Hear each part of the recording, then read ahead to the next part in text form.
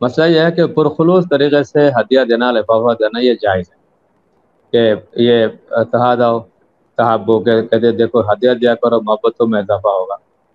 تو اس لحاظ سے جہاں یہ نیت نہ ہو کہ مجھے لفافہ ملے گا اور بڑھ کر ملے، یہ نیت نہ ہو کہ نیکی کی ہم نے تو بس پلٹ کر دیکھنا ہی نہیں ہے، جس کو ہم نے دے دیا تو دے دیا، انتظار میں نہ رہے کہ آج ہم نے 5,000 دیے تو مجھے 6,000 ملے۔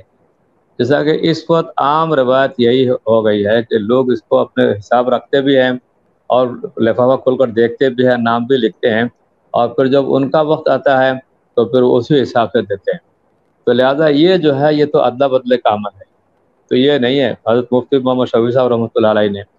ماہر القرآن کے اندر لکھا ہے، اس پر بحث فرمائی ہے کہ یہ بھی سود میں شامل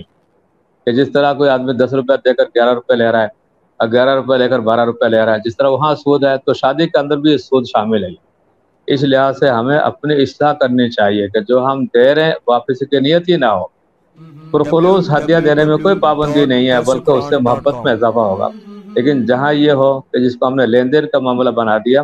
بلکہ بعض جگہوں میں تو ہم نے یہ بھی دیکھا کہ جہاں لوگ انٹری ہوتے ہیں اور وہاں لوگ یعنی رجسٹر لے کے بیٹھے ہوئے، وہ جو آ رہے ہیں تو جو کچھ رقم دے رہے ہیں، لفافہ دے رہے ہیں، وہ نوٹ کر رہے ہیں۔ تو یہ اس طرح بری رسم بن گئی ہے کہ بعض علاقوں میں اگر آپ بند کرنا چاہیں تب بھی لوگ بند نہیں ہوتے ہیں، کہ لڑتے ہیں۔ تو خصوصاً اگر بچہ یا بچے عالم یا عالمہ بن جائے تو اس کی تو شامت آ جاتی ہے کہ بھئی کیوں آپ یہ اس طریقے سے منع کر رہے ہو ہمیں، ہم تو ہمیشہ دیتے رہے لیتے رہے۔ تو یہ طریقہ کار جو آج کے زمانے میں نیوتا کے شکل میں، لینے دینے کے شکل میں جو بڑھ چڑھ کر لوگ دیتے ہیں اور صرف روایتوں کے تحت دیتے ہیں، پرخلوص طریقے سے کوئی یہ کام نہیں کرتا، تو پھر تو یہ ناجائز ہے اور بدترین سود ہے یہ۔ اللہ تعالیٰ محفوظ رکھے۔ ہاں البتہ کوئی انسان اس طرح دے دے تعاون کے لیے، نیک نیتی کے ساتھ دے دے اور اس کی کوئی نیت واپس لینے کی نہ ہو، تو یہ پرخلوص ہدیہ کہلائے گا، اس کی کوئی ممانعت نہیں ہے۔